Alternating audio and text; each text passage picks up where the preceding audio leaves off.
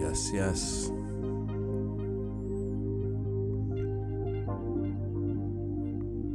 Back. Said I was gone, but I'm back.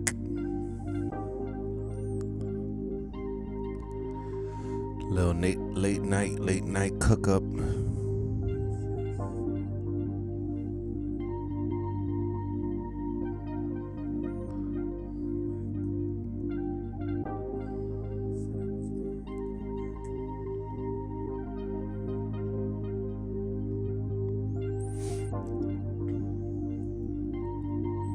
Little late night vibes.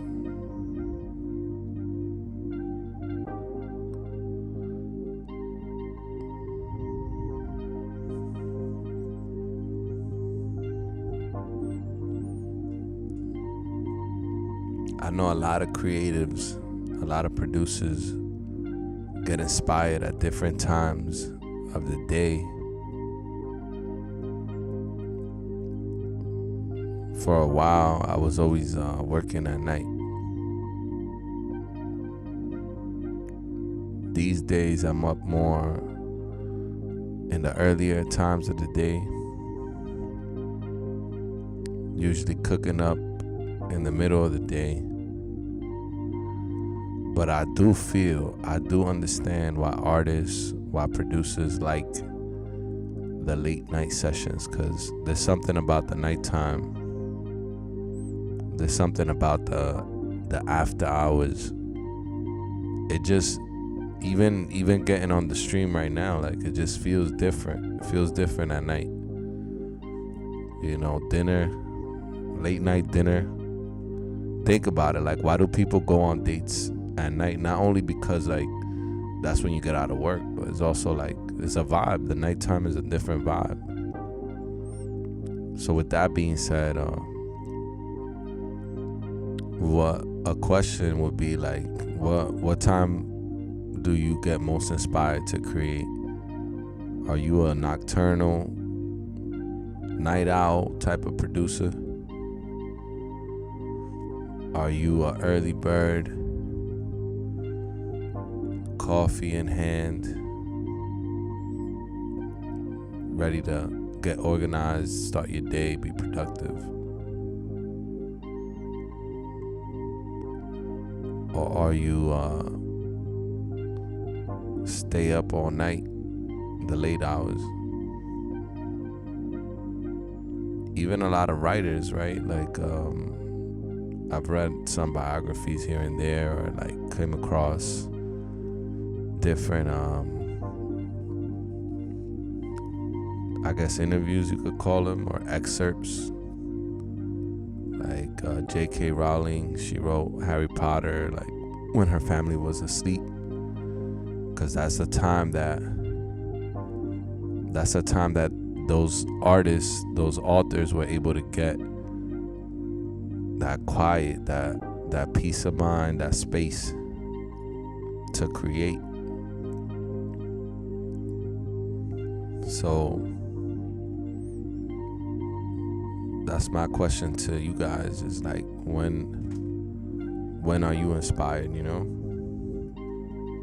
Are you the type of producer that likes to work into the nighttime? Do you have a schedule?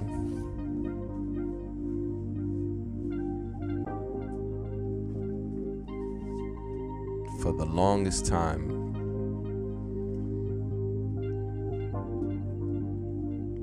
I was working in studios, sleeping in the studio, sleeping on the floor, sleeping on the studio couches. And the studio world is, I mean, I would say it's any man's game, but it's a young man's game, or a young woman's game, young individual's game, because a lot of times these artists, they'll pull up at 12 a.m. So right now it's about 10 p.m. in New York. So 2 hours from now, you'll be starting a session. And that session wouldn't end till maybe like 4, 6 a.m., sometimes even 8 a.m. I had sessions till the sun came up sometimes. Sometimes you wouldn't even be able to tell the time it was because the studios didn't have any windows. Now they're making like nicer studios with more like you could look out the window and see the city skyline. But for a long time, studios were made like it's just a room that's within a room, no windows, no natural lighting. Now the studio design game is pretty crazy. So you go into the studio, you don't know what time you came out. It's like, oh, I went in when it was dark, now it's sunlight outside.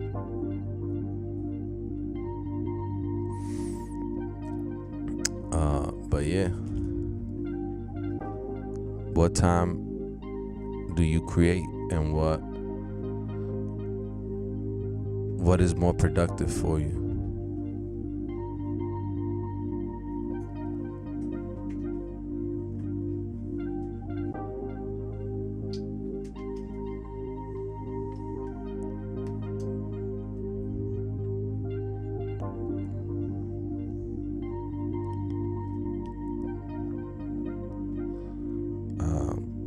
But yeah, man, we're back. And I just want to do a quick session before I retire. Not from the game, but for the night. You can never retire from the game. If this is really your passion, you're always going to be making music. Some people say like, yo, I make music in my sleep. And that's a fact, because you're making ideas as you live life. You're making ideas, anything that inspires you. Sometimes you might think of a melody, and a lot of times what I do if I'm not feeling inspired is I start listening to samples. Whatever format. It could be Apple loops, it could be Splice loops, it could be vinyls, could be YouTube, could be Apple Music. An album dropped, you want to listen to it, see what's the vibe of that. Got some drums. Always have sounds loaded up. That's a quick way to beat what people often talk about, the beat block. That's a thing, but you got to think about it. What's the word? It's block. The only thing that could block you is yourself, really. You can't be blocked from making beats. It's a contradiction, you know what I mean? That's just a delay. Like, you're delaying yourself from something that you know you have to do.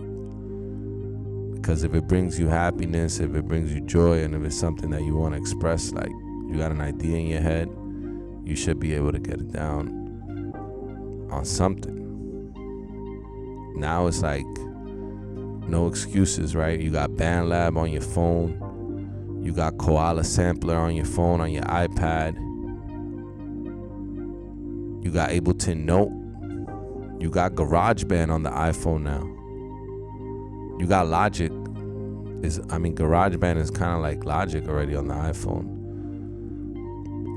There's a Fruity Loop mobile app. So your phone is a DAW. Your phone is a sampler. You don't need to walk around with your MPC. Well, now they got the MPC sample, right? It's a small, battery powered, 16 pads. Fits like in the palm of your hands. You got the Teenage Engineering pocket operators.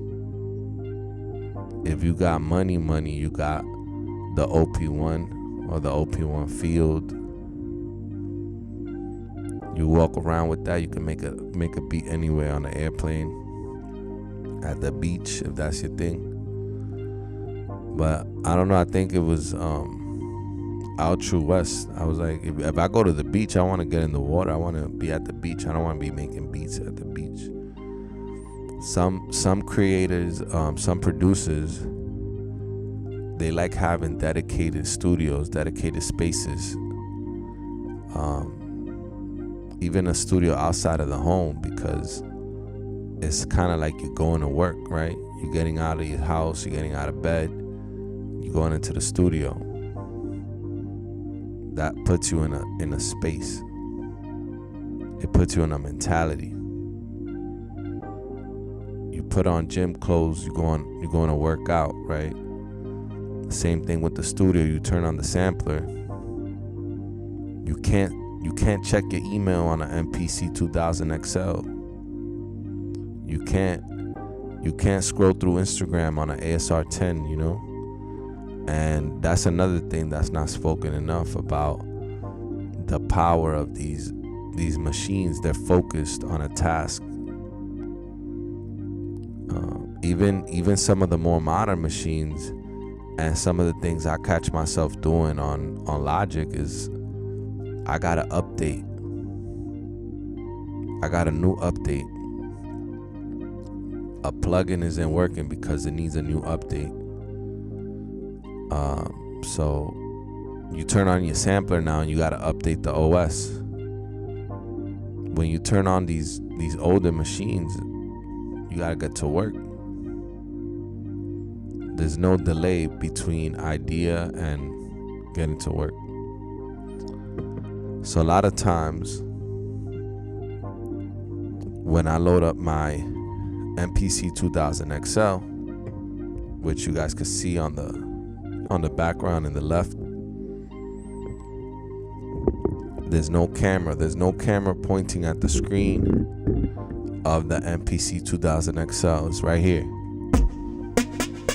I still got the phaser on, or the flanger from the last cookup. Turn it off real quick.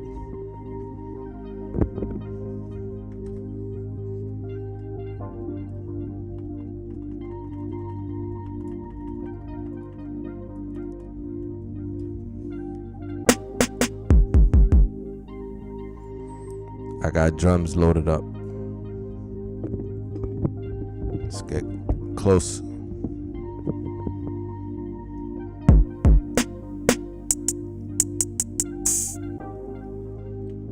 So, you ready to go?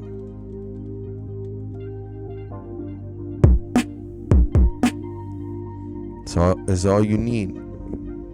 That's all you need right there is a snare and a kick and a sound. It's a sample playing right now.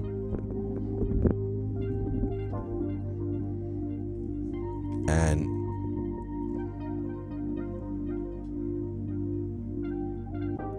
that's inspiring enough.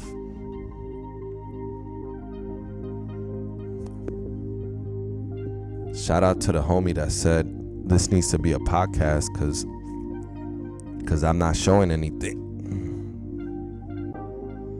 And I didn't take offense. I didn't take offense to the comment. He's right. I addressed that already. I have hopes, that there'll be a camera angle over the whole setup over here. That'd be dope. But is that really that's really what you're looking for? Maybe it's like a tutorial, right? This is for inspirational purposes only.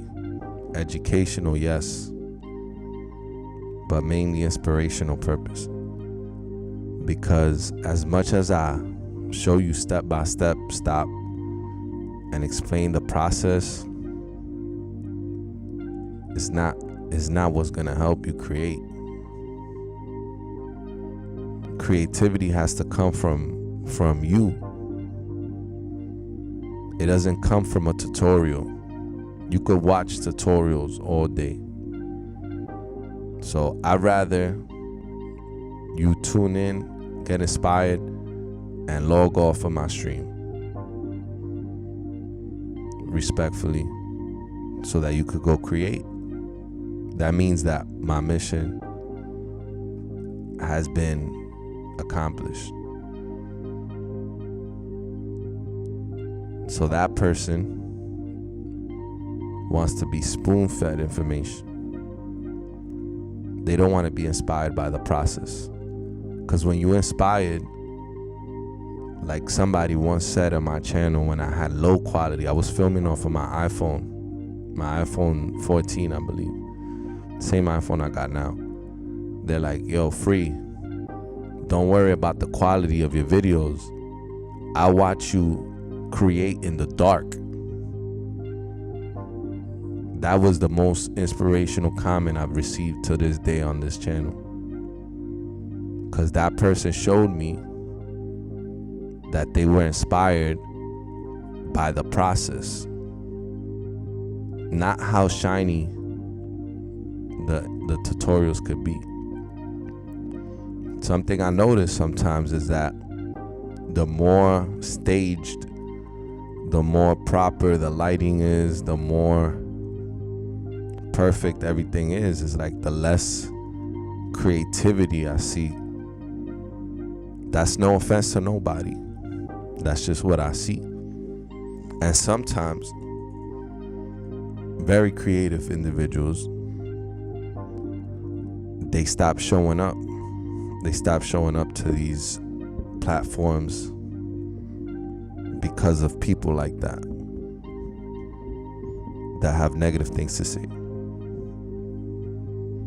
But I wish everyone success on their journey, and that they find the content that they're looking for, because that's why there's content across this platform. There's millions and millions of people making beats, making MPC videos. Maybe they're making ASR 10 videos, but I'm working with what I got. You know what I mean? And I appreciate everybody that shows up as the channel continues to develop. The way my videos looked, if you go back to my first videos, is probably not as good now because I got a different camera. But the spirit of the channel remains, which is just providing the philosophy behind my process. I've never claimed to be a tutorial channel or a content creator. I'm an artist.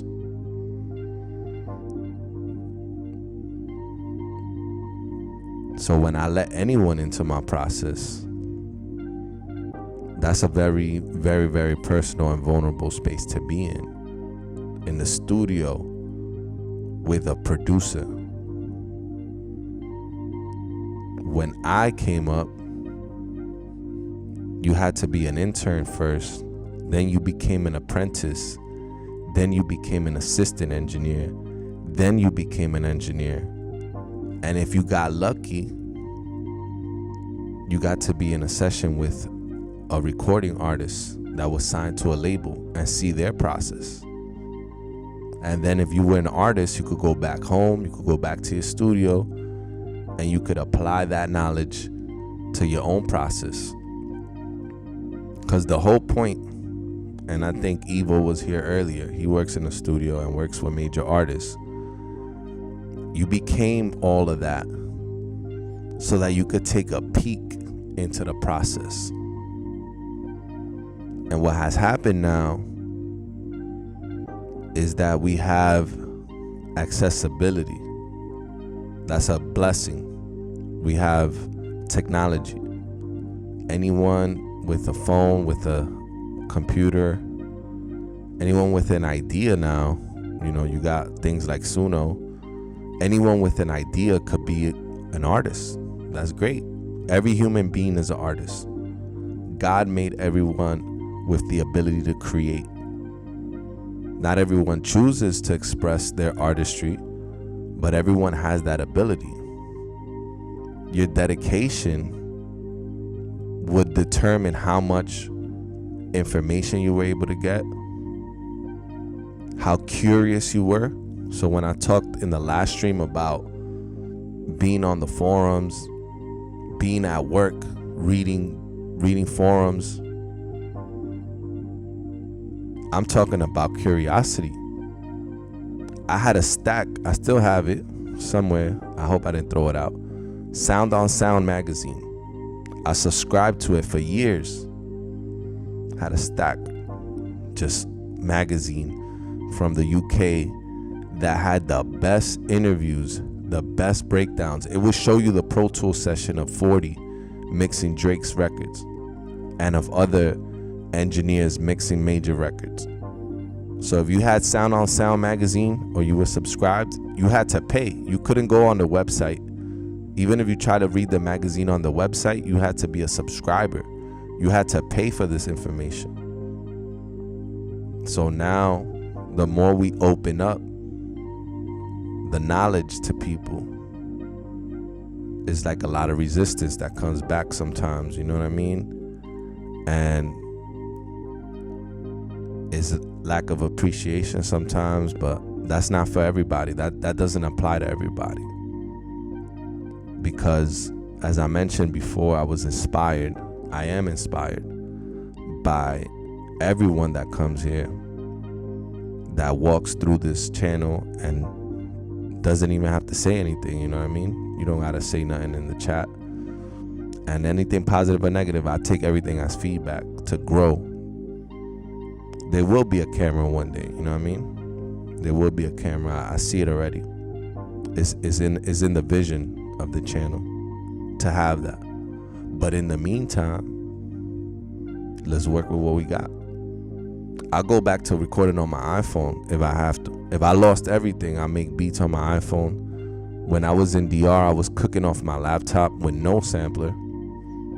Maybe not as much views, you know what I mean? But it's not about the views.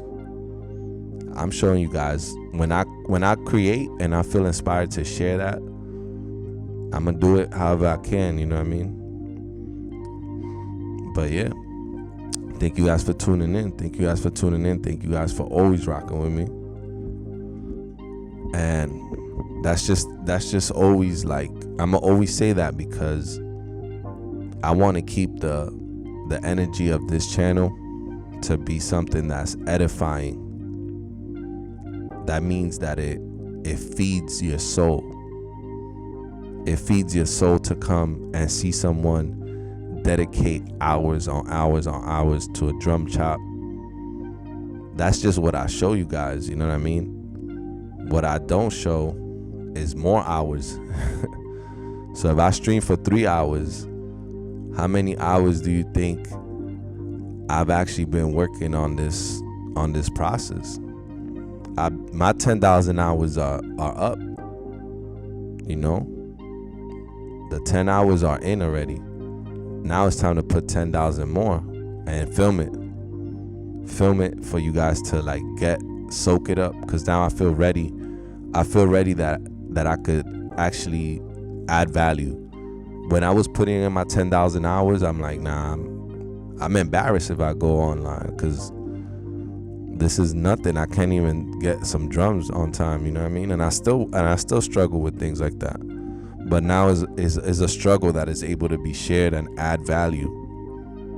So think about that, you know. Are you adding value to the community, you know?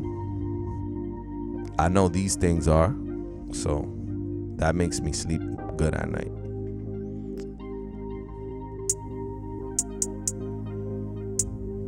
.120 BPM, that's the default BPM that Logic loads up with. Almost every DAW loads up with 120. So a lot of people that started making beats, Benny Blanco, he mentioned that all his first beats were at 120 BPM because that was the default BPM in Pro Tools. A lot of producers that work in FL Studio, their first beats are all at 140 because for the longest time, FL Studio loaded up with the 140 BPM as a default. So that's where I'm at right now. I'm going to the default. When you open up your DAW, you don't even got to change the BPM. You just go straight to work. You just go straight to dropping something on 120 BPM.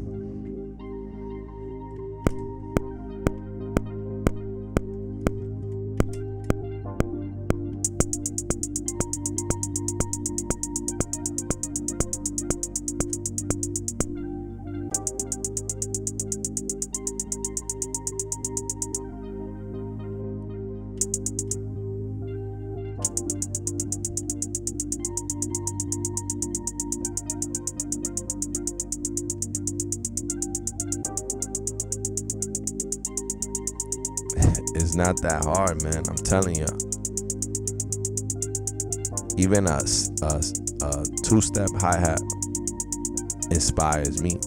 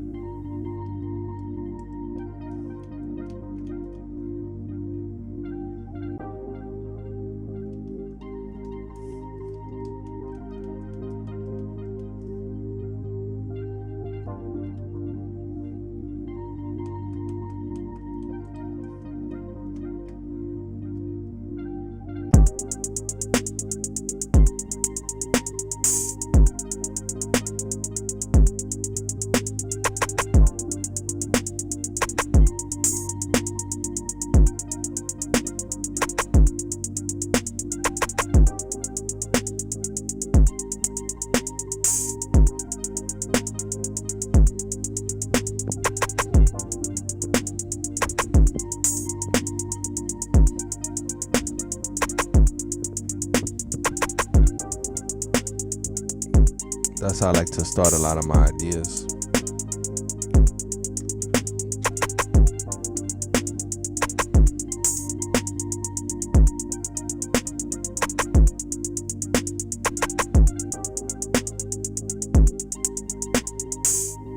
With the sampler,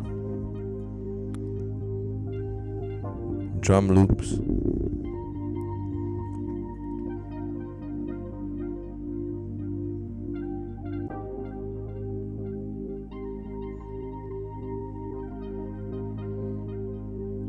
then I record on my voice note. I just record the sample.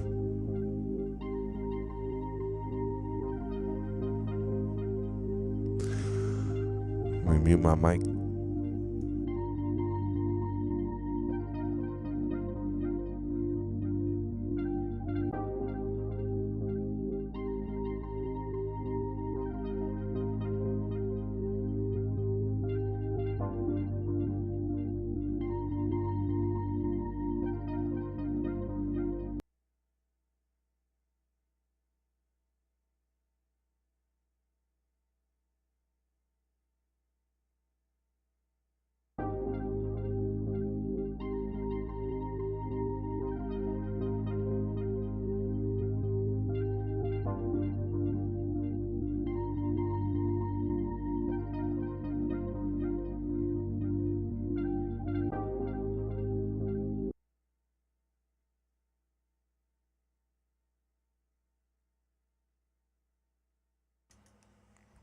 So now,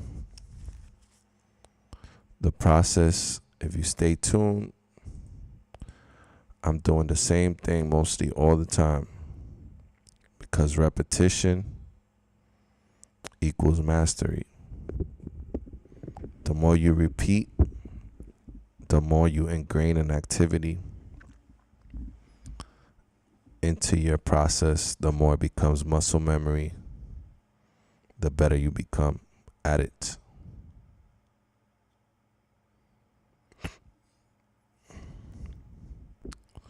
So now I'm going to check my gain staging. I'm going to put it into the, actually I'm going to just sample this into the MPC because I'm making the whole beat on the MPC. I'm going to be making a beat where I have both machines midied up together.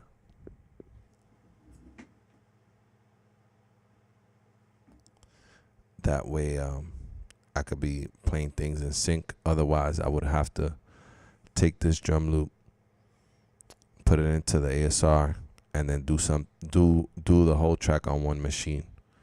But right now I like the bounce of the 2000 XL. I like how this drum loop,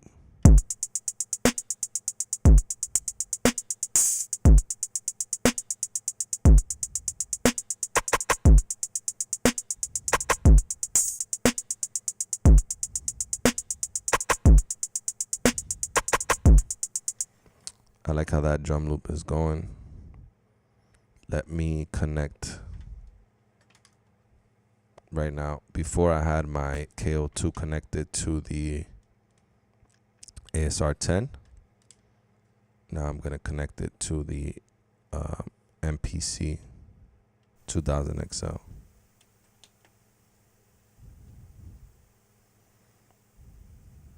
I'm going to edit and trim. Edit recording. I'm going to see. It's very loud. Hold on. Has some reverb on it. I also was driving the output before. Let me turn all that down. Turn down the volume here. Let me trim.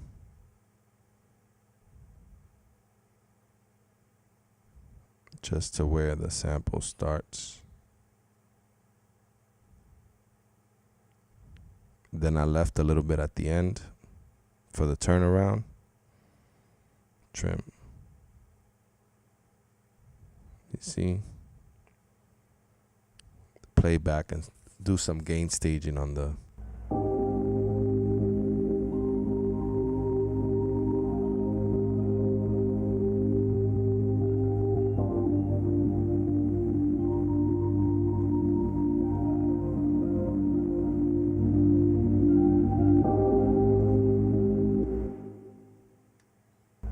is still going through the reverb.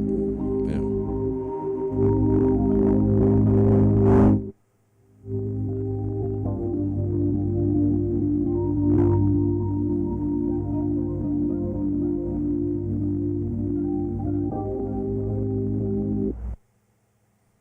So it sounds a little bit, obviously I recorded it off a speaker into my voice note.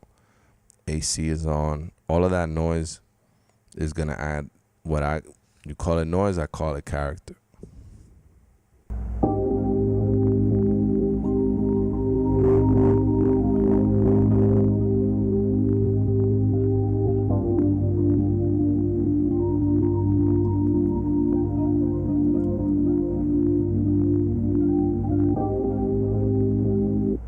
Maybe I add a little bit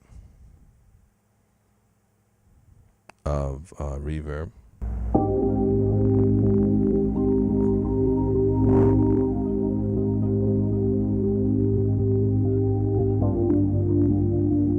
Lower the output.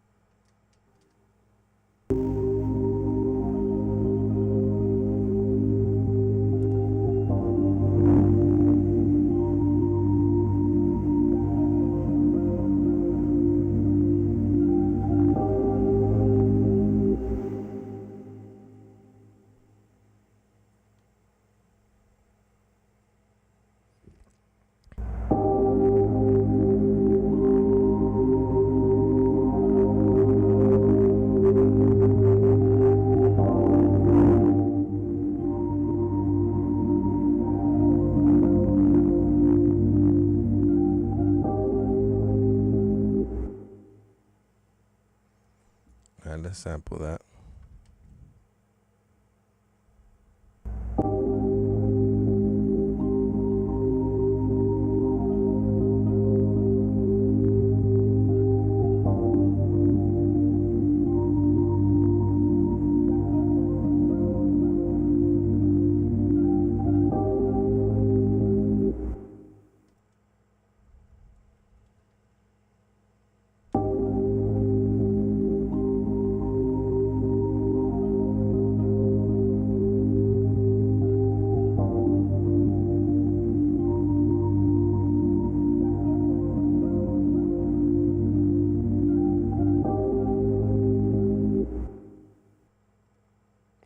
LPN 369, yo, what up? Thank you for tuning in to the late night cook up.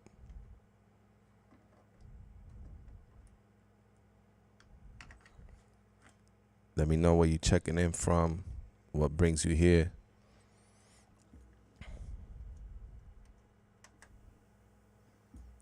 All right,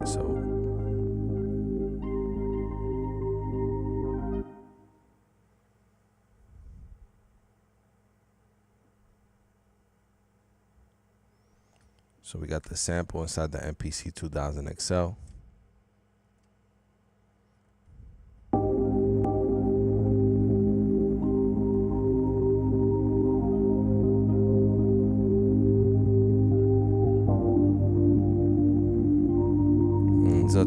It's a two chord sample, so we could do two chops. We could make that chop and the second.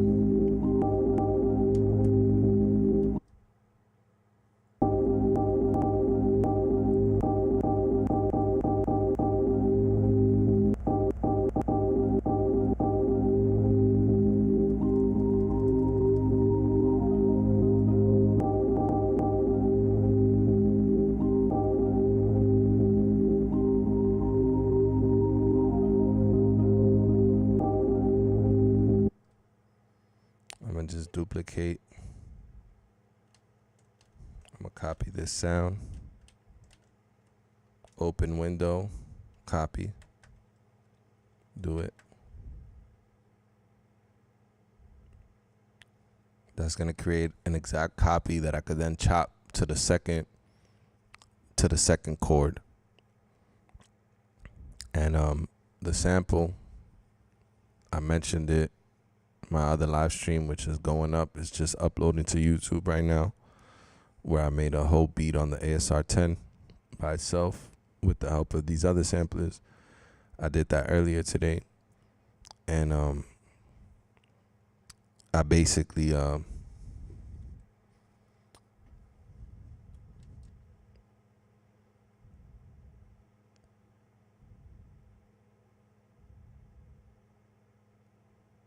make a copy of the sample and do two different chops. But what I was gonna say, how I get it to the same BPM is I load up a DAW, any DAW. You could be Logic, it could be FL Studio, Ableton Live, and I put an instance of Splice Bridge. And if I'm listening to samples inside of Splice, I put my session tempo to the same tempo as my sampler. There's different ways to do this, right? If you have Serato, or if you have Serato sample, you could drop your sample in there and put the BPM that you're working with. Since I started with drums, I made a drum pattern at 120 BPM. I want my sample to be at 120 BPM. How I get there, it doesn't matter. Whether I use Ableton to warp it, time stretch it, I could use Pro Tools to put it in time. If the sample is 4 bars, I'm going to put 4 bars at 120, etc. That's a big roadblock that I used to hit when I first started sampling, was that my samples and my drums were at different BPMs, different pitches.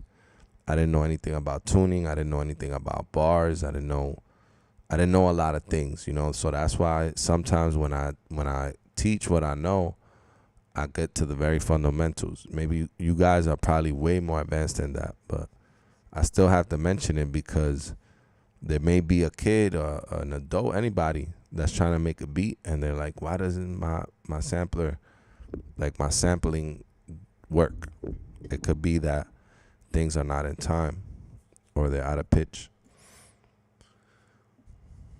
All right, so let's try to find the start point of that second hit.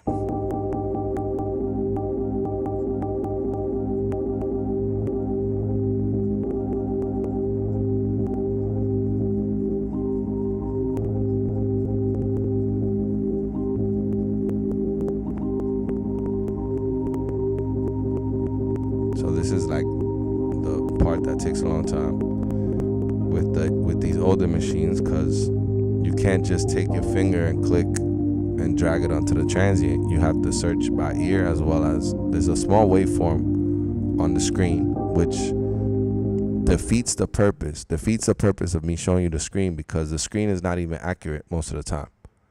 The concept is what matters, not the screen. So I have to scrub this, like if I'm scrubbing tape, basically go into that transient using my ears. Same thing with the ASR 10. Like if I show you the screens and the buttons that I'm hitting, it's not gonna help you. What's gonna help you is understanding 120 BPM, snare, where does it go? Kick, where does it go? Where do you start with? You start with drums, you start with the sample. Where do you find your samples? What kind of samples are you into? What key are you in? What keys do your ears get attracted to? Like I remember I started letting my girl pick samples, and every sample she picked was an F sharp minor. She didn't even know she was doing that. And I'm like, you like this key? Because every sample you pick is always an F sharp minor. Like every single sample, F sharp minor, F sharp minor. I pick different samples because my ear is tuned to a different thing that attracts me to that key. Same thing with drums. You're not gonna pick the same drums as your homie or as somebody else, because you have your own taste. That's what makes you unique. That's why you need to create. That's why you need to produce. That's why you need to make beats, because your beats are not supposed to sound like my beats. So if you see everything I do, and even if you load up the same samples, it's not gonna sound the same. You're gonna do a part in the process that's gonna make it your own. So remember that. And yeah, this MPC 2000 XL it'll make you like really slow down, because things are not, you can't just jump to the next transient the way you would on an MPC 1.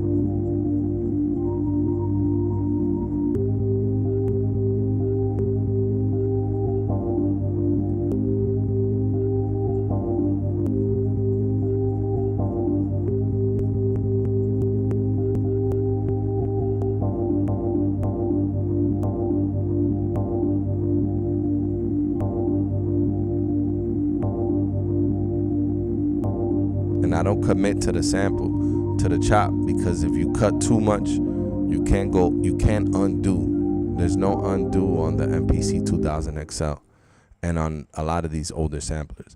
So I like to keep a piece at the end and a piece at the front, so that if I'm missing something that I need it to line up, I'm able to open up the sample again and go a little bit more, go a little bit back, etc. That's just the nature of the sampler. If you need something that doesn't require you to go through the painstaking effort of doing that, then the MPC 2000 XL or the ASR 10 or the 3000 is not for you. And that's okay. It's okay to get the new MPC sample. I'm not here against technology. I'm not against technology person. This is the process, how I enjoy it, how I like to do it. So let me put those two samples on a drum program. I'm gonna use drum program number 2, because on program 1 I have my my drums. So the drum program number 2 is gonna hold my my samples. I believe it was sound 2. No, it might have been 1,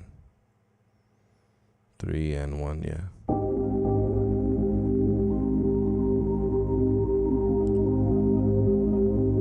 And another thing I could do is have it on note off, where it says overlap in the parameters window. Note off. So when I lift my finger from the pad, it stops playing.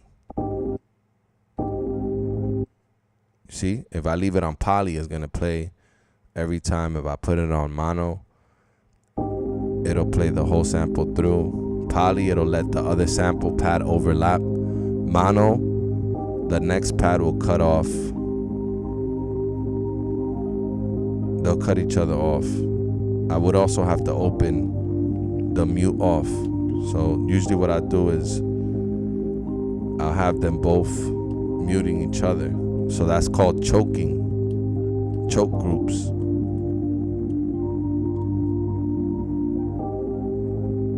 And I'm gonna put it on no off, both of them, so that it doesn't do that.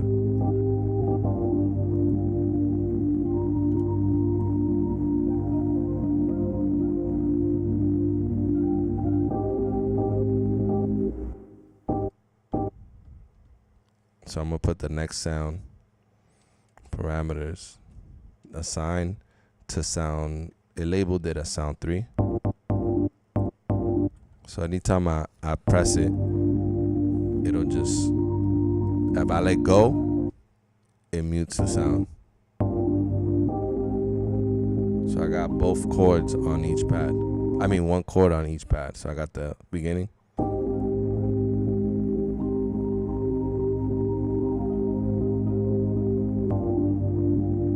There you go. So that's how I do my chops. So I put each chord. You could go by the bass note.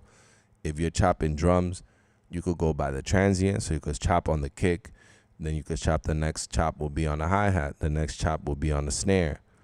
Or you could do what I showed in, you know, that video that I was saying that the guy said I wasn't showing my screen, so it should be a podcast. But if you own a 2000 XL, you should know the screens that I'm talking about when I mention it. Like if I mention the trim screen, there's only 5 or 6 tabs on the bottom. 6. So you should be able to know this tab. Oh yeah, that's that. Or stand in front of your 2000 XL. Otherwise, it's just like you're never gonna get it. You gotta memorize some of these functions. You know what I mean? So that they become muscle memory. If somebody tells me, oh, go to edit pitch on the ASR 10, I already know. It's like, oh, edit pitch, yeah. Okay, command amp. Okay, that's command amp. Oh, command wave. Oh, I know the command wave. That's the 2 buttons you use in the most, edit and command, edit and command. So it's not, that's why people become fast on, like, look at Jake 1 using the ASR 10. He's just tapping the thing all day, you know what I mean? Because he knows already what each key is. Like, he could probably tap, like, he could probably close his eyes and do it, you know what I mean? That's what you're trying to get to. If you want to be, that's the level you want. Otherwise, you want to watch videos of people doing it and not practice it. You got to practice after this, if this is what you do. Because I have people on the channel, they told me themselves, they don't even produce. They just like to watch me produce. That's great. I appreciate you too. You're welcome to come in and watch the process. It's all inclusive. We all inclusive. So just wanna make sure like we keep that energy of love in here, because that's what I'm about. I'm all about that. I'm all about showing love and sharing my knowledge. I don't mind. I'm not a gatekeeper. Let me try to do that sequence, and I'm gonna mute the drums. I'm gonna do it on a separate sequence. I'm gonna go to sequence. I'm on sequence 1. I'm gonna go sequence 2, 120 BPM, and I'm gonna go to drum program number 2, track 1. Let me see. Yeah. So let me try to. I think this is a 4-bar loop.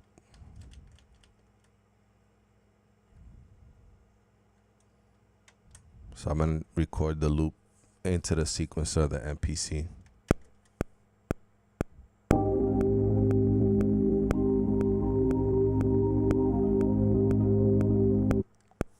It's actually an 8-bar loop. So let me undo that. 8 bars, do it.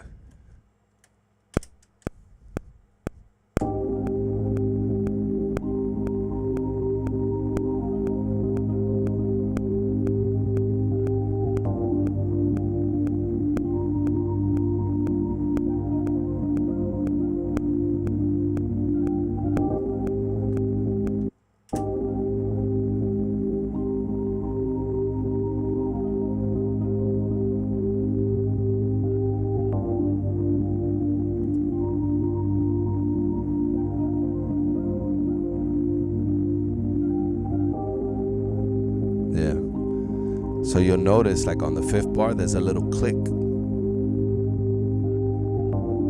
Right there, comes in kind of early. So I will go in and trim. And I would open up, zoom out a bit if I can. And I see that I cut the sample a little bit too up from where that chord change happens. So now that's when I get to the detail of it. Now that I have the sequence recorded, let me play it. That looks and sounds a little more like it'll hit where I want it to. Sometimes you want the clicks. If that's your chopping style, you know, some people like to purposely chop off the grid or off timing a little bit. Gives a swing. There's no right or wrong.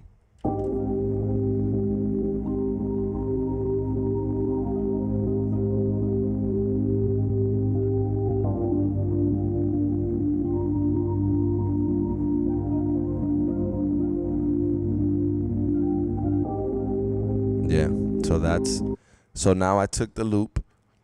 It's 2 chords. I chopped on each chord.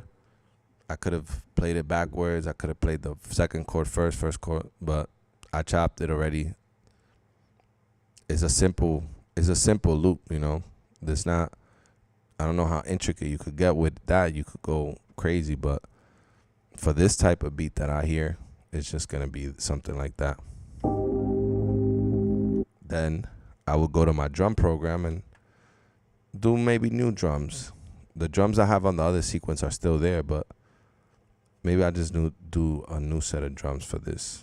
Start with let's do eighth note hi-hats instead.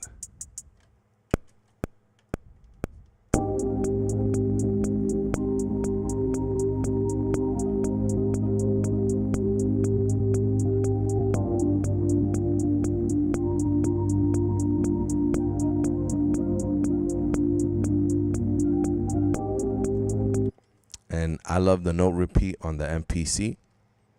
Is on every MPC has the note repeat function. So you put that on 1/8, 1/16, whatever the time quantization is, you hit the note repeat and hold the pad, and you got your two-step hi-hats. So it's the same thing as like in FL. I use FL. I don't talk about FL to criticize it. I use FL. Clicking in the right clicking and doing two-step, and then filling in the hi-hats. Same concept. So then you have the two-step. It gives you kind of like a metronome too.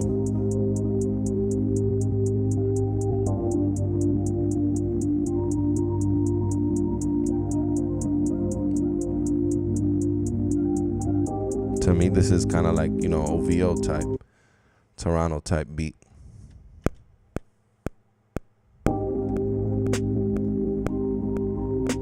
I'm gonna use a different hi-hat. And I'm gonna put it on a different track because that allows me to mute, do track mutes and take elements in and out.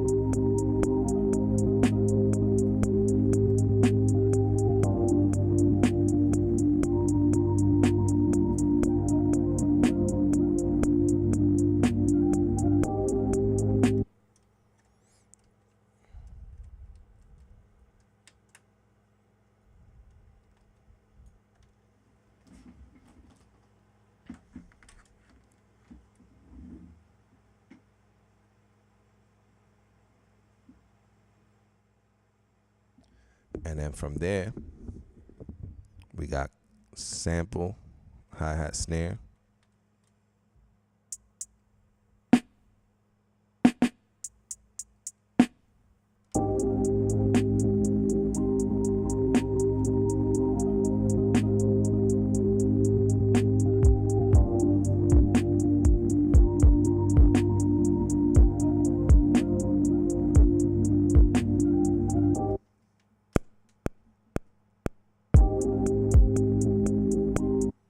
See, I didn't use a new track, so then I was recording over the snare. So I'm gonna hit undo sequence. That's the only thing you could undo. You could undo the sequence. Okay, go to track, an empty track, so I can record my kick.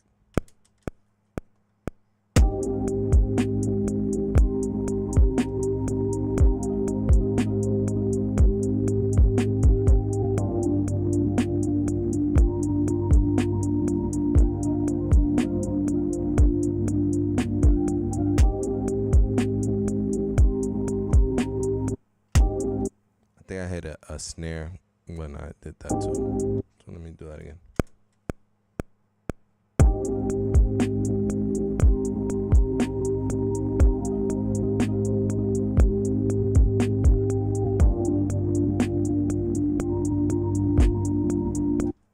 Messed up.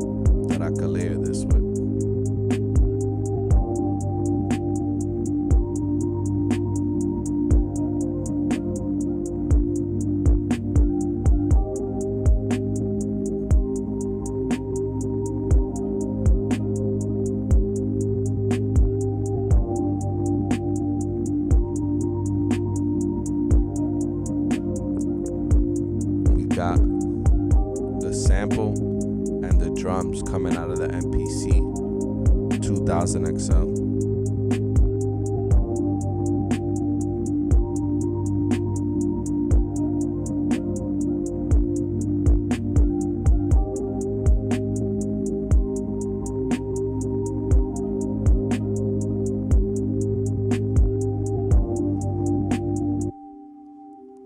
This is another sample that's still inside the computer. And on the main sample, the musical sample that we already took from our voice note and put into the MPC, I could filter it a bit. So let me go to that drum program. Push the KO2 over. Drum program number 2. Go to the parameters. And here I can mess with the frequency of the filter.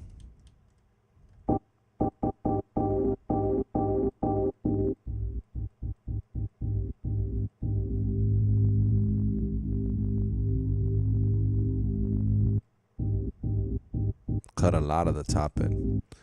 The 2000 XL, unless you have the effects card, it only has a high cut filter or a low pass filter, however you want to call it.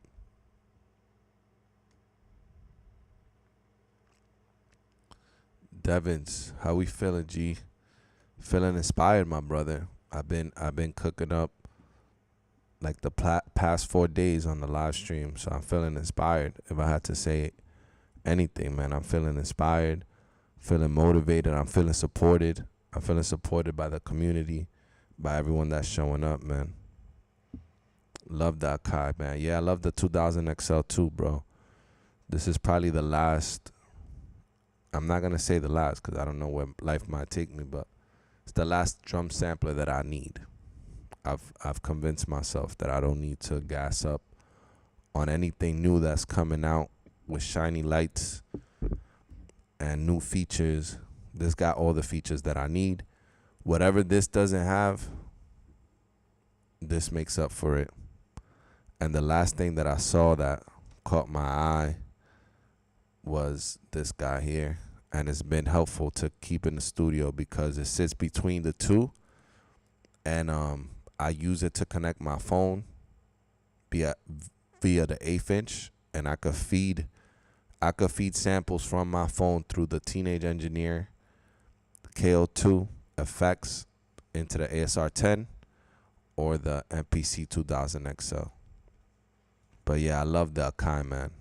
I love the 2000 XL, and I'm sure people that have other models love their models too. The new ones or the old ones, it doesn't matter. Use whatever inspires you. This is how the filter sounds at 18. So this is the original. Still a nice sample. Once we start getting really low at 18, even at 30, 34, 35, make the other one 35 also. Then you could use the numeric keypad. You don't got to use the jog wheel no more because you know the number you're trying to get to. Enter. And then hit play.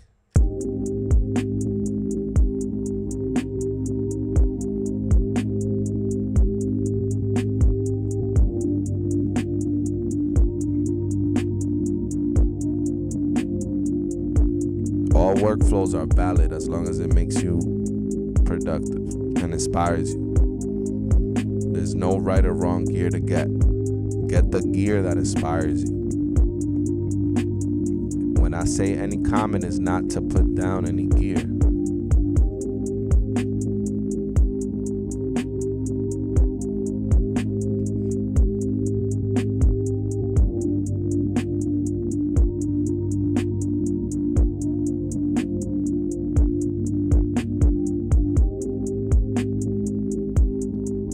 Thank you, my brother.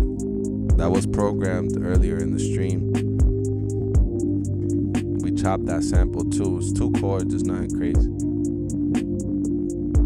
Then I was going back and trying to find something else to put on top of that. Cause that's it. The beat could be done there. watch these beat remakes, and there's not a lot of elements on beats that artists get on. So don't let overproduction get the best of you. But I did hear something that caught my ear, which was this sample here. Because it has a top end that I may need now that I cut the top end on the original sample that we started using.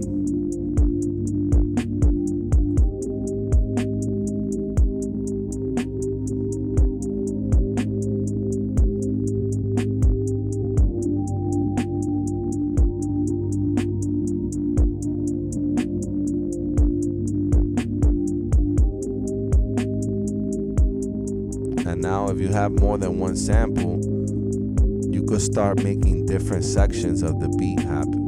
So I'm gonna record that with my phone. I've been showing you guys that first sample.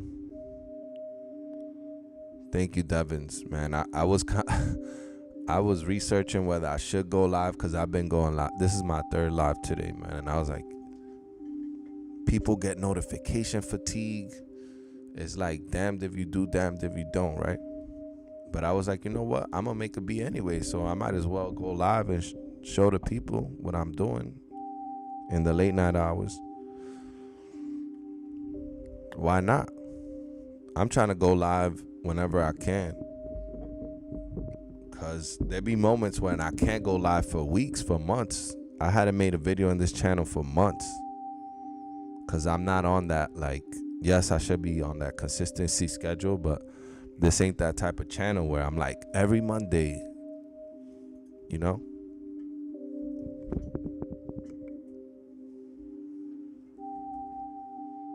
Let's record that into our voice note.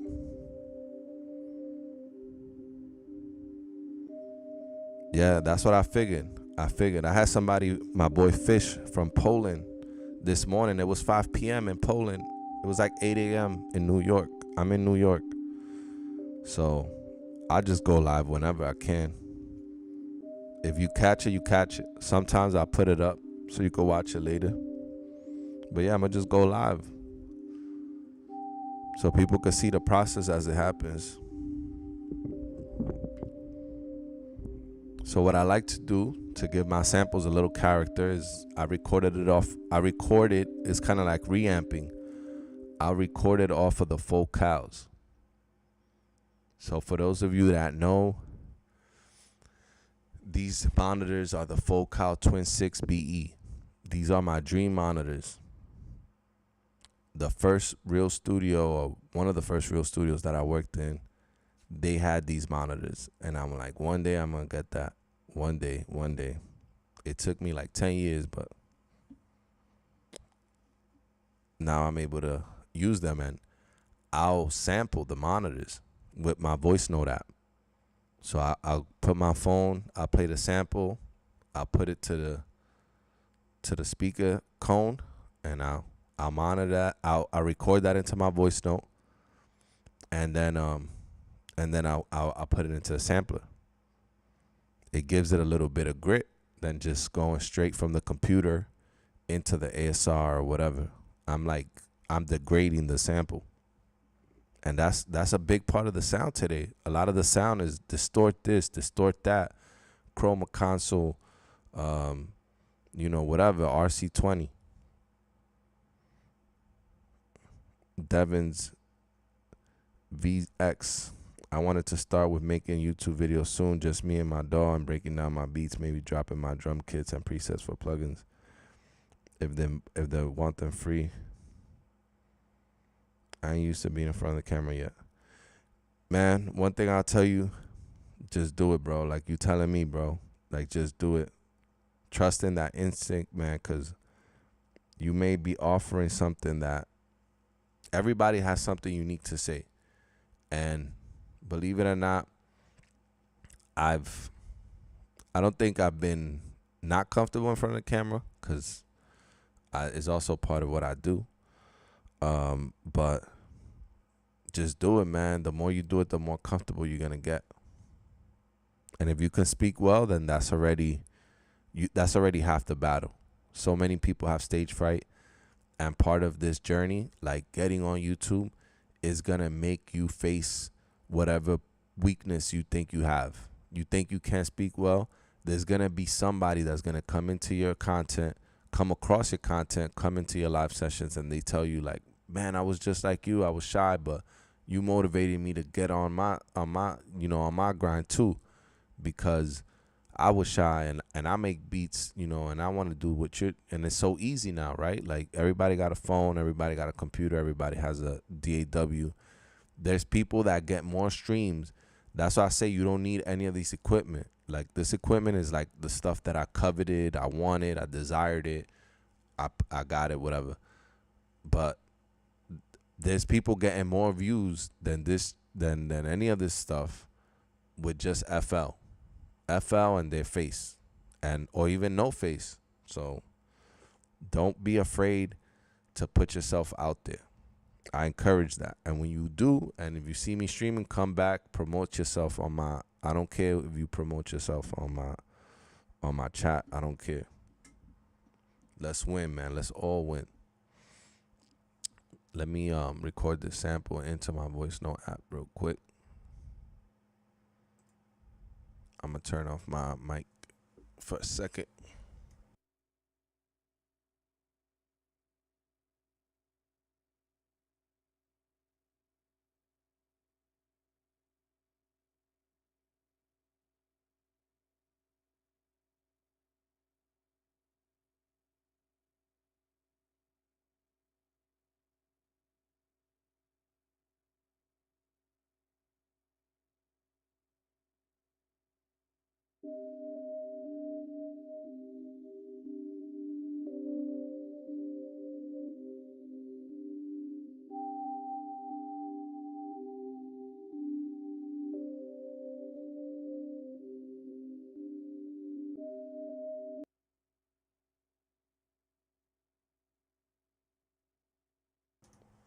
Yeah.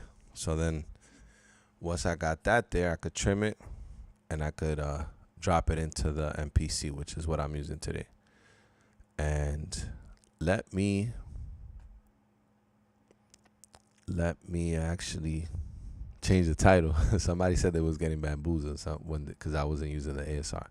So I'm gonna just put Akai MPC 2000 XL, update the title, because I'm the ASR is on. I just made the previous stream, I made a beat completely on that. So now I'm inspired to do something with the swing of the 2000 XL and some drums that I had already sampled into a program of the MPC 2000 XL.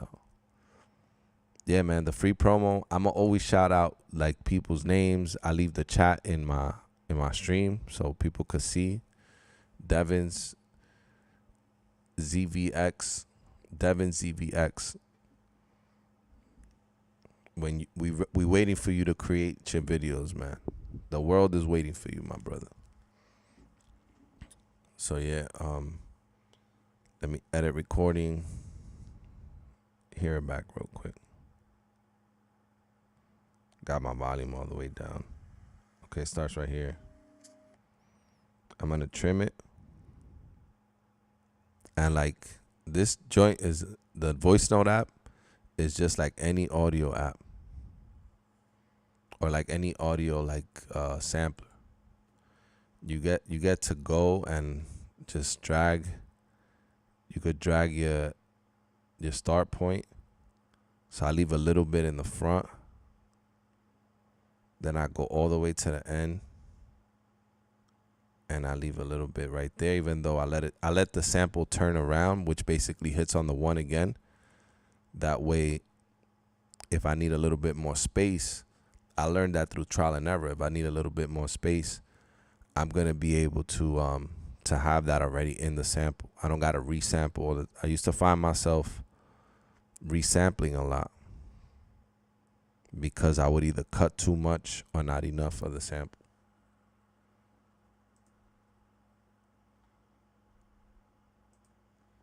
But yeah, so let me Let me throw that into the MPC. We already did a good gain staging. So now we could just sample anything we want because we know that our levels are pretty decent. So I'm connecting a dongle that I got. And I got like this aux cable. It's like a regular aux cable because the KO2 has 1/8 inch out. And then I bought this Teenage Engineering cable that is 1/8 inch to dual 1/4 inch that goes into the MPC. I got another one of those cables, so I bought 2. That one's always connected to the ASR. So I switched the output between the MPC and the ASR depending on which sampler I want to go into. That's my setup. That's an explanation of how I have my 3 samplers set up. That black box you see on the corner is the expansion, the output expander for the ASR 10. You could go from 2 outputs to 8. Right now, I'm not even using that. That's just there because I was showing it to somebody.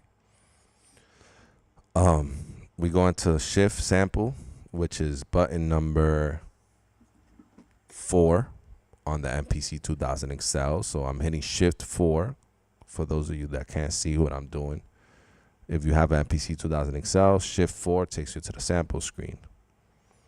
Now I'm going to hit record. It's waiting for input signal. So when I hit play, it should start recording. If I put my volume up, right? My volume's all the way down. Okay, let's try that again. Play.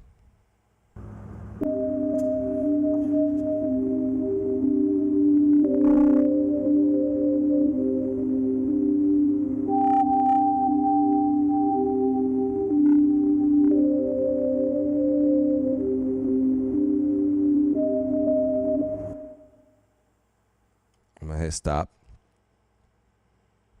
And it had a little bit of crunch because I'm driving the record gain. I don't mind that. I don't mind that at all. Let me play back. Okay. I'm going to keep it. Then I go to shift 5, which is the trim window. That's going to show me the sample that I just put into the MPC. Keep the chat open just in case. But yeah, so now we have, and with this, I'm not going to chop it into pieces because the way that I was playing it was like, I already chopped the first sample. I want something as ear candy on top of that other sample. And it's tuned to the same key. I'm using Splice. Like I was saying before, I use Splice. You could dig in Splice like if you're digging through the crates. And also, if you're doing YouTube videos with Splice, you should not get copyright strikes. When you're sampling vinyl on YouTube, it happened to me, you get copyright strikes, you're not able to monetize your content. Even if that's not your goal, which it isn't for me right now, you never know if in the future you get 1 million views on a video. You might not get it the day you put it out, but if you have a vinyl record, James Brown playing in that video, guess what? You're not able to get money from that video because you use copywritten material. Splice, you pay for a license to use royalty-free samples. So that's just a little advice if you're doing sample and beat making on YouTube. So yeah, let's get it. I'm gonna find the start point here. I love the sound of like chopping with these pads.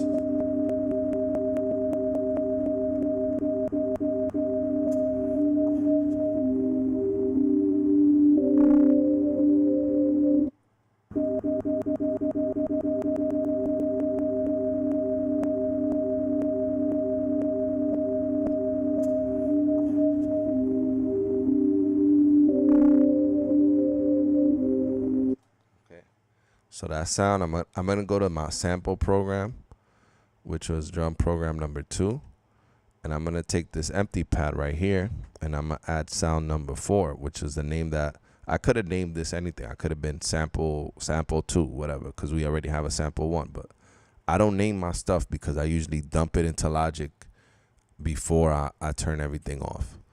I don't save on these samplers anymore. I used to. I had floppies on floppies, but it's too much hassle to be saving. You need like 4 floppies to save a beat, or like sometimes the way that these machines allocate files is confusing. The best thing, in my humble opinion, once you're done with a beat idea, put it inside your computer. Whatever you use, Studio One, FL Studio, Pro Tools, Logic, Reasons, Ableton, just put your beat into your computer, because managing files from these samplers is a headache that you could avoid by just print your beat. All right, so now I got that sample on pad 4, and I kind of don't want to. Let me go to parameters, put it on no off.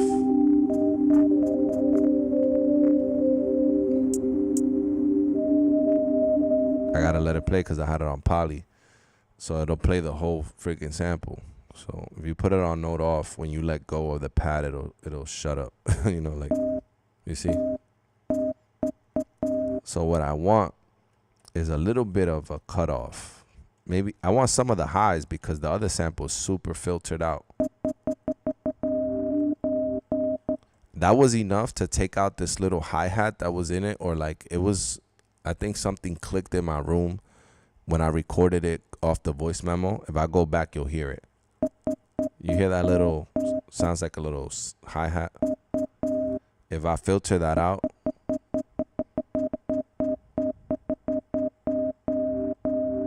at 68, I don't hear that anymore on the filter. And then I'm gonna see like I'm gonna actually copy. I'm gonna go to main window. This is sequence 2. I'm gonna copy that sequence so that I could create a variation.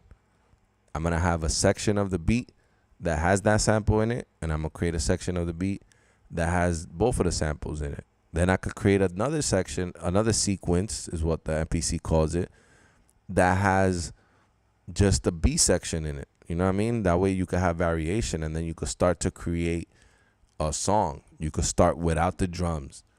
Sample 1 playing. Then part B, the drums come in with sample 1. Part C, sample 1 and sample 2 plus the drums. Part D, which could be the verse, just sample 2 with the drums. And then you could also change the drum. So that's, you could keep creating sequences and sequences. Some people make each sequence a whole different beat. I like to create each sequence as variations of one beat where you put all those things together. So track 5 is empty, drum 2. Let's I said I was gonna copy the sequence. Let's open window, hit copy. It'll say copy sequence to 3 unused, do it. So 3. Now that I got the same thing.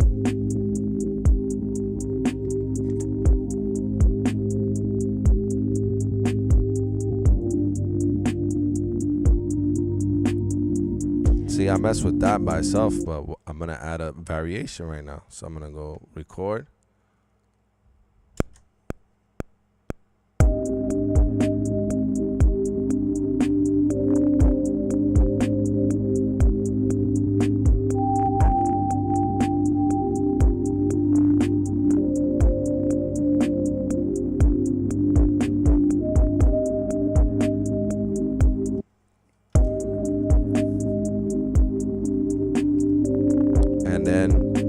Because that's very loud, right? Like that sample is loud, I could change the velocity percentage. I could go into the mixer window and change the volume of it, but I could also change maybe the velocity of it. Let's see. You see, I put the velocity at 20% and it makes the sample hit a little lower. Another gem. If you watch this, the way that you should watch my videos, if you have an MPC 2000 XL, watch it however you want, is you should turn on your MPC and stand in front of it. And even if you're not making a beat, like look at the thing that I'm talking about. You say, okay, velocity. Oh, that's that dialogue right there. Just turn it on, even if you're not using it. Just turn it on so you can familiarize yourself with the sections. If you have an ASR 10, try to stand near it and be like, oh, he hit edit pitch. Oh, that's that right there. Oh, that's the screen he's hitting. Let me hit side on my. Because even if you don't have a sample loaded up, you're gonna see the dialogue. And then if you don't have that sampler, me showing you the screen is not gonna help you. I'm gonna keep coming back to that because I'm just like, that's not productive. That's not productive to just see the screen on these old machines.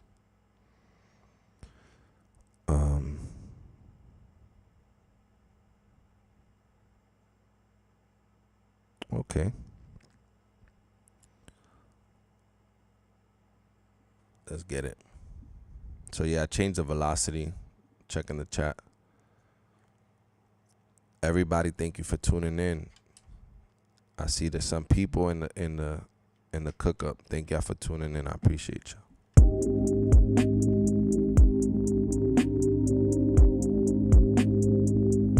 Could probably use a little bit more juice. Let's go from 20 to 40 on the velocity.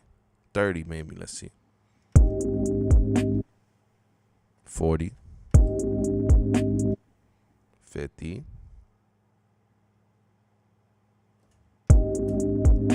Like it at 50.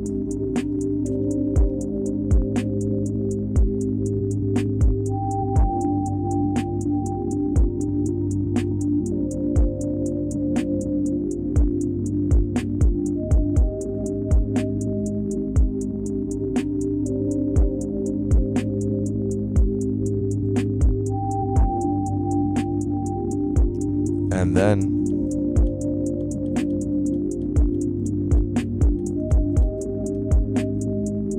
since I have a A and a B section, the dope thing about the MPC 2000 XL, one of the many dope things, is that you can put your jog wheel on the sequence title on the top and just scroll over and back, and what's going to happen is that it's going to play the next sequence, and it's going to go back and play the other sequence depending on where you scroll to.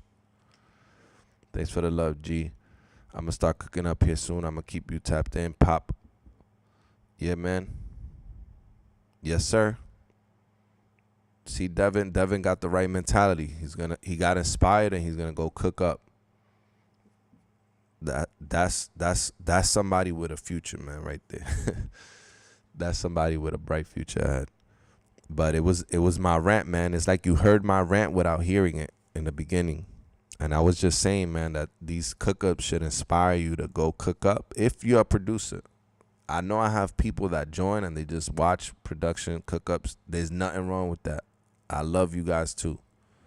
But if you want to produce and you're here, don't worry about what part of any machine I'm showing, or if I'm not sharing my screen and you don't know where I'm getting my samples. Back in the day, it was like heresy and it was like not good to tell people where you got your samples from.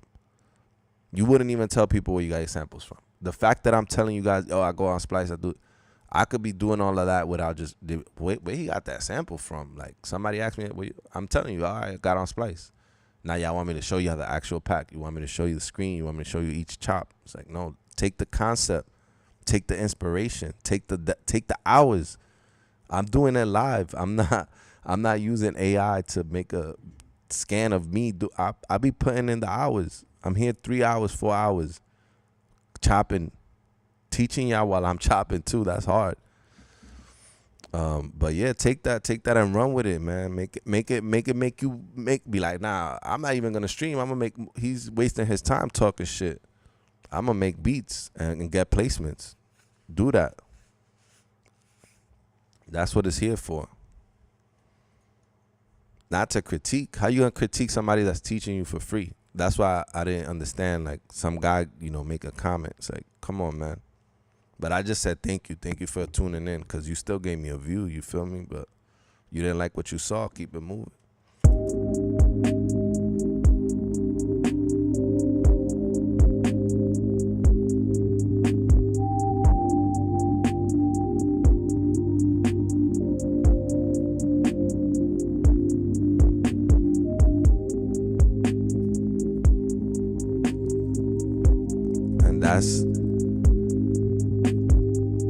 That's like a beat right there, A section and a B section. I like this beat, so I'm gonna keep going in.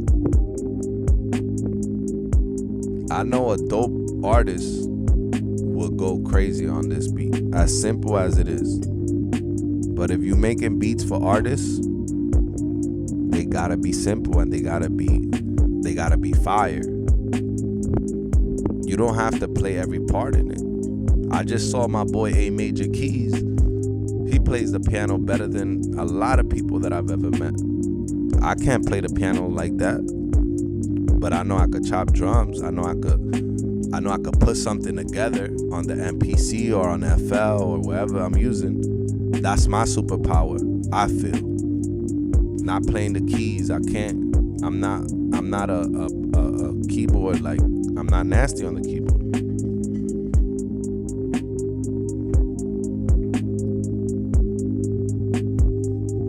This beat needs an 808 or a bass. That's what I'm hearing now.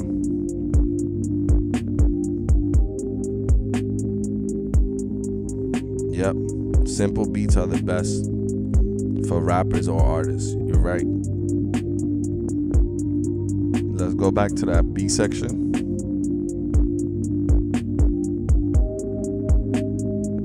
So that's a dope thing about the MPC, the next sequence thing. You'll keep going back and forth between sequences. So now instead of an 8-bar sequence with just the same thing over and over, you can have the next part with the B section playing. Let's look for an 808.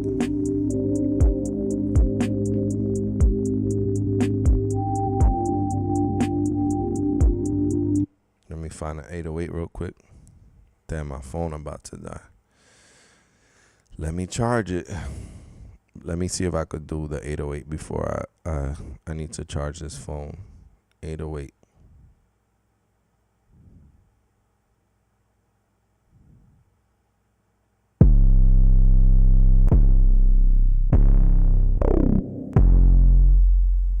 Damn. That one's fire. It's kind of hard, but that one's good. They all kind of sound the same to me, honest.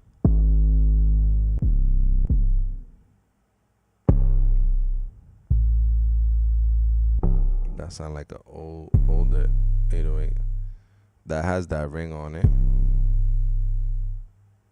And that's the thing with the 2000 XL, different than the ASR 10. You can't I can't play the sequence while I listen to the samples back.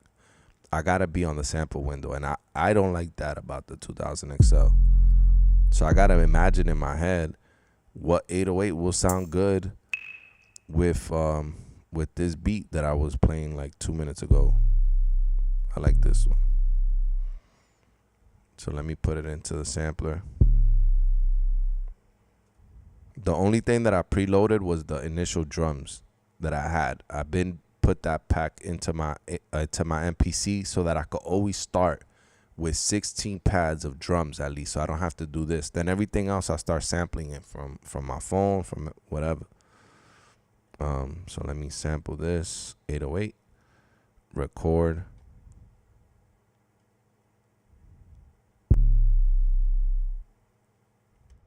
Let me hear it. I'm gonna do it again because sometimes I'm gonna hit retry. Sometimes the MPC will cut the beginning. It could be the pre-record thing that I have, but I just try to see when I play it back, it should sound exactly how I heard it.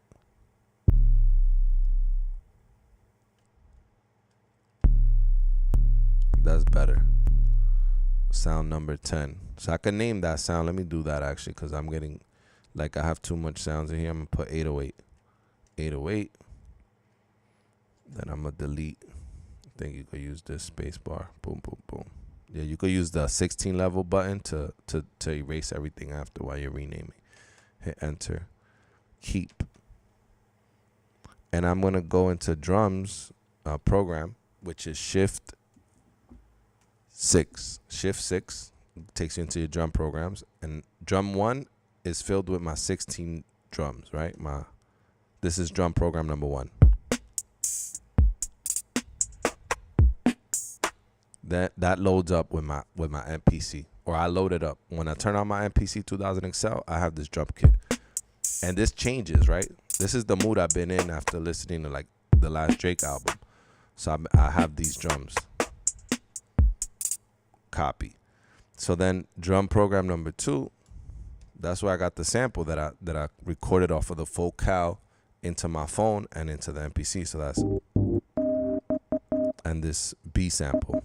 So now drum program number 3, which you got 4 programs on the MPC 2000 XL. Drum program number 3 should be empty. It actually has the first program in it too, but let me see. Drum program number 3. I could just see if 4 is empty. Yeah. No, I guess all the other ones had the same. Oh, okay, I could go up to the top. My fault. That's what it is. Let me just put open and hit new. Do it. Close. Yeah. All right. So now drum program number 3 is empty. 2. This should have sound number. Hold on. I messed something up by mistake. Okay. Now we're back. Yeah, that's just like little mistakes you make when you're navigating the machine. But anyways, I'm gonna put the 808 on here. There we go. That 808 is already tuned to C. Let me charge my phone real quick. I'll just connect my phone to the charger.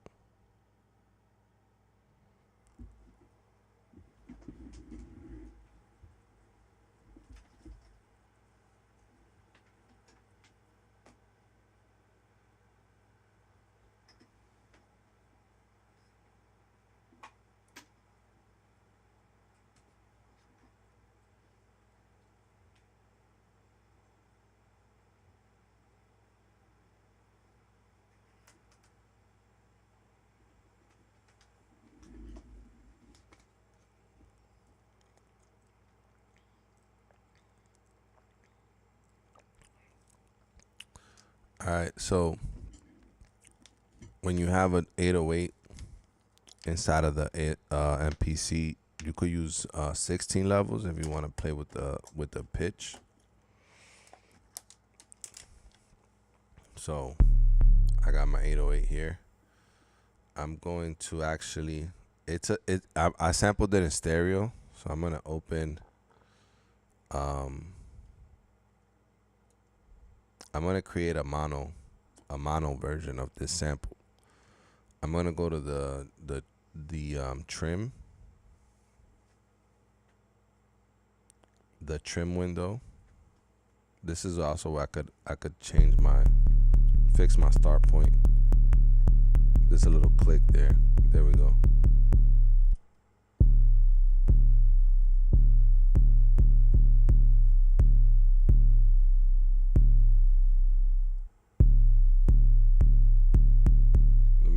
Actually, I'm gonna put it all the way to 0. Okay.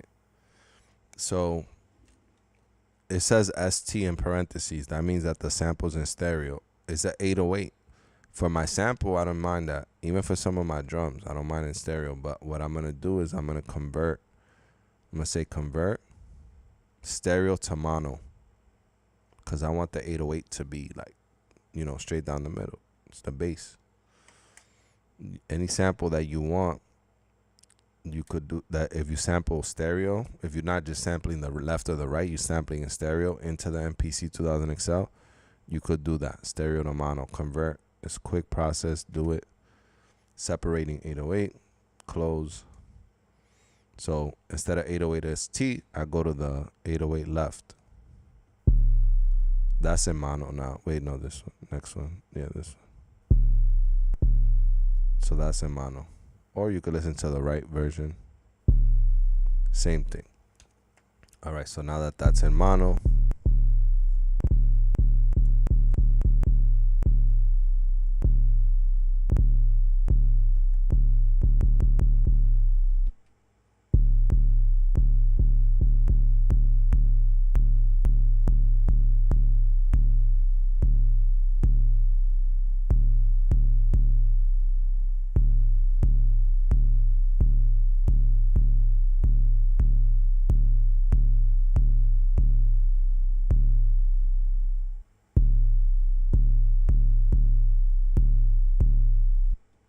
okay, let's see. So that's gonna be 808 right. I'm gonna go to my drum program, drum 3. I'm gonna change sound from 808 to 808R. So now that's, I'm gonna put it in mono, overlap. You can mess with the filter here if you want to cut some of the highs.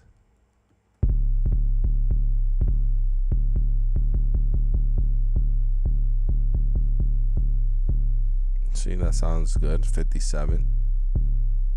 You could put the resonance, it might make it sound crazy.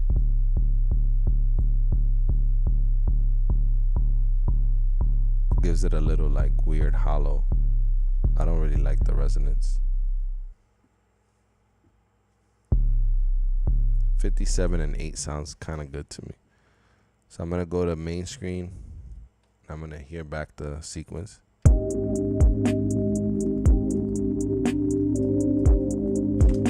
I'm gonna go to empty track, track 6. I'm gonna add drum 3 because that's where the 808 is at. On this bottom pad right here, and you could use 16 levels to tune it. You could put it on note variation tuning, and then the original keypad will be moved over to 4 if you want. That way you have some notes before your original tune. This is tuned to C and the beat is in C minor. Or you could have it going up. So you'll hear it turn on and it'll be, that's my original, and then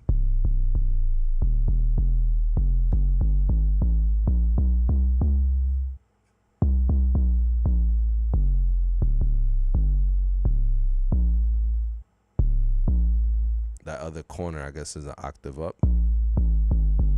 Then you could see which, because it goes chromatically. So if you want to, maybe you might have to skip a note to be in key.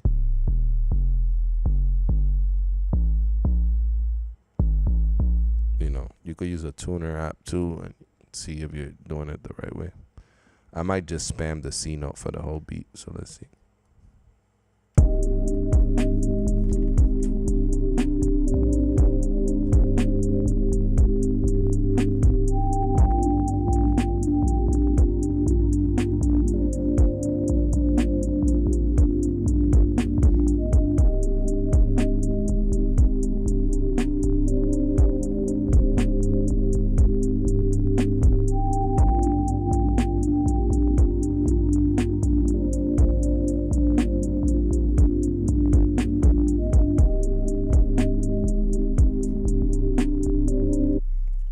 Yeah, it's probably hard to hear on if you don't have headphones on because it's a very subby 808, but I'm gonna record that pattern. It's kind of like I'm just hitting that C note and then I'm hitting an octave up on the, for 4 bars I'm using the same C note, and then on the other 4, the last 4 bars I'm using the higher octave one.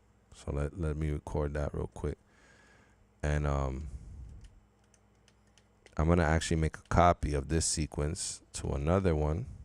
Open window, copy. Do it. So now I have 3 copies. I have one with just sample A and the drums, one with sample A and B and the drums, and now this third copy is gonna have sample A and B and the 808 and the drums. So now I'm creating different variations so that when I go into song mode, I could start arranging my beat inside the MPC 2000 XL before I even put it into Logic.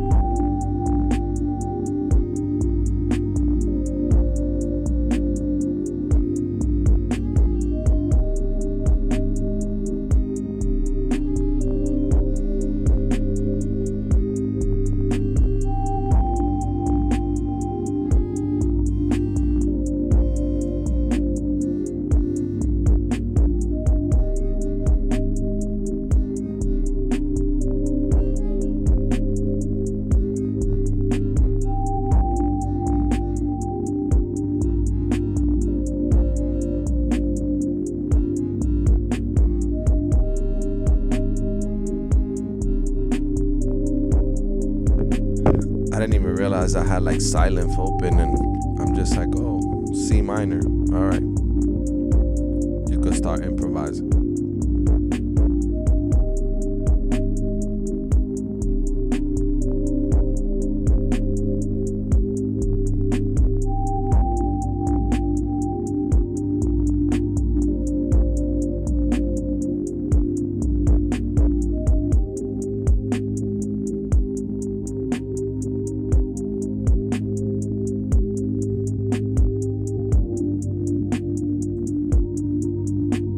So yeah, man.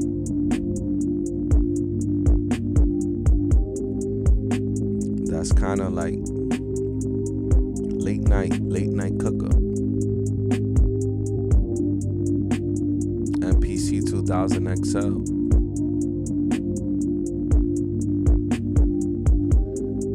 I'm showing you guys every which way I can. Every sampler I own.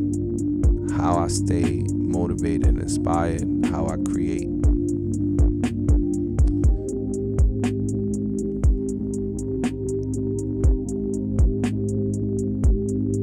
I'm doing it on live just so you guys could see that it's not like I loaded up the samples, they're already on the samplers. Like, we looking for them as we go, or whatever I hear right away catches my ears, I'm putting it into the sampler. We're making something that works.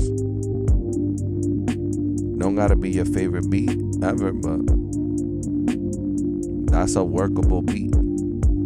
Any session I walk into, if it's like, if I got these samplers and I'm making a beat like that, somebody that raps or sings is gonna be like, all right, I'm getting on one of these records, you know what I'm saying? Then from there, it's like, you could improvise, you could load up a synth, you could freestyle off of the C minor key. You could get somebody like my boy A Major, who I just found out is a dope ass keyboard player. You could get a session musician to come in and play some synths over that.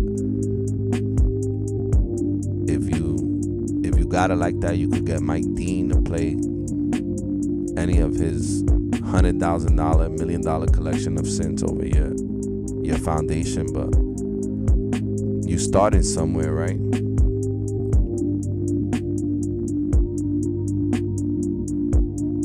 If you got a sampler, if you got a DAW, you got the foundation to get going, to get started. And that's what I'm here for, man, to just show you guys that we cooking up. I want to see what you guys could make too, man. And I don't say that as a challenge, I say that as a motivation, inspiration. Everybody has a unique voice, a unique perspective to offer. And I'm gonna leave you guys with that, man. Devin, man, thank you for your support. Thank you for tuning in. Thank you for participating in the discourse. And I hope whatever you create tonight is fire, man. Can't wait to see you cook up, make a video. And everybody else that tuned in, thank you guys.